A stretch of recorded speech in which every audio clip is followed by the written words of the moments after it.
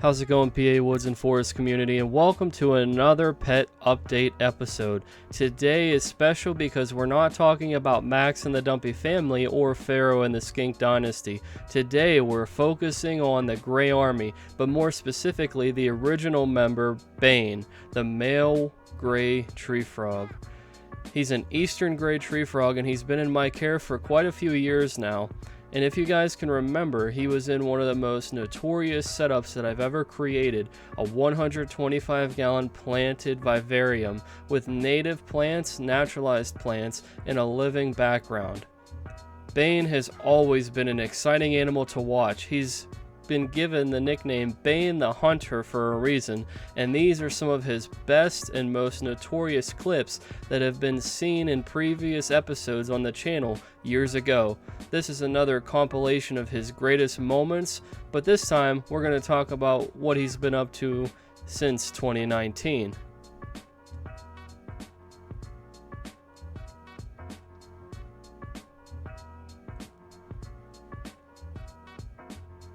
You guys might all remember the dynamic duo of Christian and Bane. Christian was the male gray tree frog that came into my care at the same time as Bane, and even though they would usually get along and they would usually have a good time together, or they would just completely ignore each other, there would be a few times when Bane would show that he was the dominant gray tree frog, and you'd have to figure this would happen in smaller spaces in competition for food. Christian was one of the most beloved animals in the PA Woods and Forest community. This scene shocked a lot of people because before this, the two were getting along perfectly fine.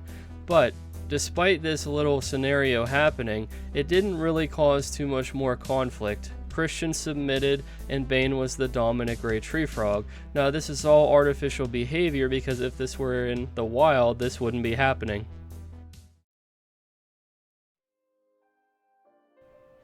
Bane truly lives up to the hype of being Bane the Hunter.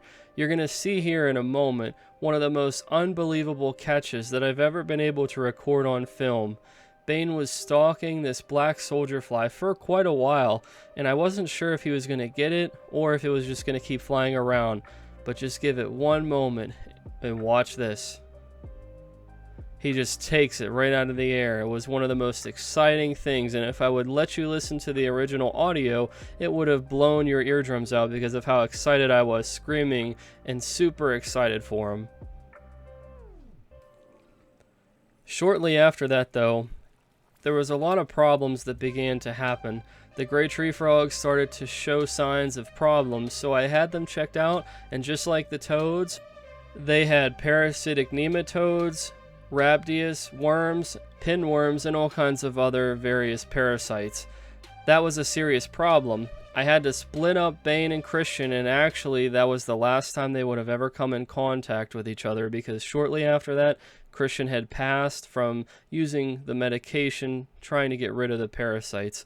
Now as for Bane, he's had quite a tough road. He's gone from a 125-gallon to a 30-gallon with Christian to being alone for a little while in a quarantine tank to being back with a group of gray tree frogs, which you'll meet in the next episode, and also being with them in quarantine. So as you can see, Bane has had it really difficult, but there's been a sign of hope for the last 2 years, and finally we've cracked the code and figured out what we're going to do to handle these pesky parasites, and I'm pleased to tell you guys that we have a result, and I'm building a new bioactive vivarium for Bane and the rest of the Grey Army. But I don't want to ruin it for the next episode. You'll get a chance to meet the Grey Army, and you'll get a chance to see Bane and their new enclosure in the next episode. Don't forget to like and subscribe, and please share for more content.